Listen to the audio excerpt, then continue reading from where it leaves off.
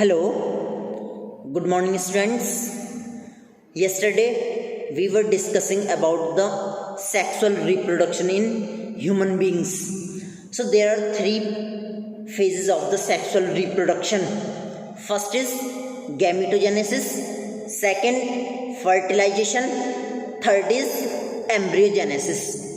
So yesterday we had discussed about the male reproductive system and the female reproductive system.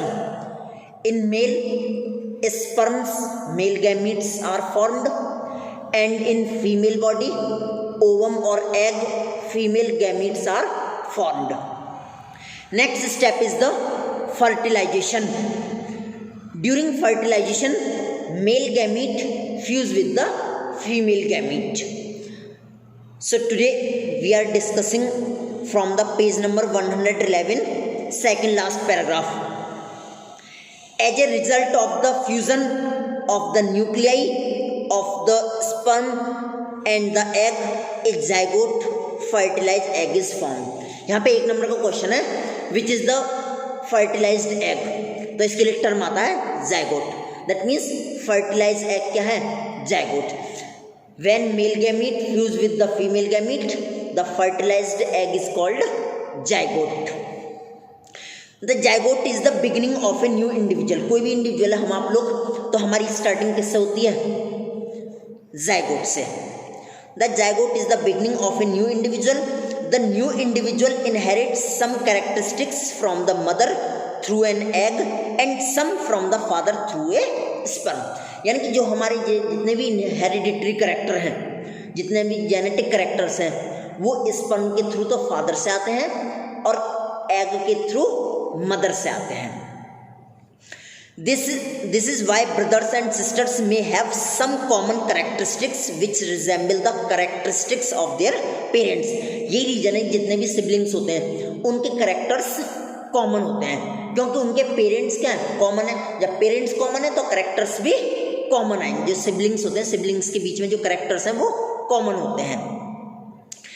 Fertilization and the formation of zygote takes place in the oviduct.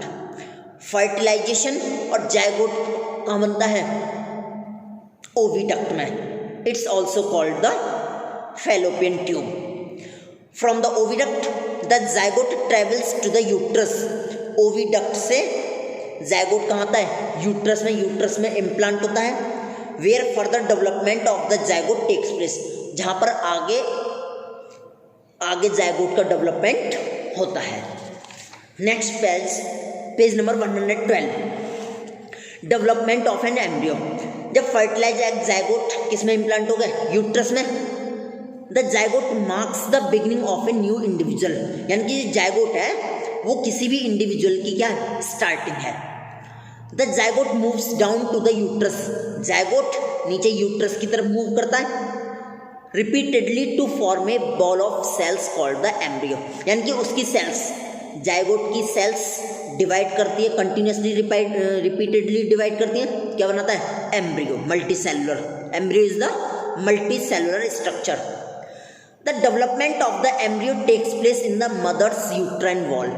यानी जो embryo का जो development होता है वो mother के uterine wall में होता है, uterus. The embryo derives its nutritional needs from the mother's uterus. यानी कि जो एम्ब्रियो के लिए जितनी भी न्यूट्रिशनल नीड होती है वो कहाँ से आती है? मदर के यूट्रस से. Repeated cell divisions result in the development of tissue and organs of the embryo. यानी कि एम्ब्रियो की सेल डिवाइड करती हैं, ऑर्गन्स बनते हैं. जब एम्ब्रियो की जो सेल्स हैं वो डिवाइड करती हैं, आगे फर्दर डिवाइड करती हैं, तो तब उसमें ऑर्गन्स भी विजिबल होते हैं. दैट मीन्स उसमें फीटस, एम्ब्रियो आगे डेवलप करके बनाता है फीटस में ऑर्गन्स विजिबल होते हैं, एंड फीटस आगे डेवलप होता है बेबी में. The stage of embryo development when all the body parts can be identified is called foetus. यानी कि फीटस वो स्टेज होती है जब हर एक ऑर्गन्स विजिबल होता है. दैट मीन्स एम्ब्रियो डेवलपमेंट की वो स्टेज व्हेन जब सभी बॉडी पार्ट्स आइडेंटिफाई पहचाने जा सकें, दैट इज कॉल्ड फीटस। तो अभी के लिए यहाँ तक इस वीडियो में सिर्फ इसी पैराग्राफ तक। In the next video we are discussing in the next video further paragraph.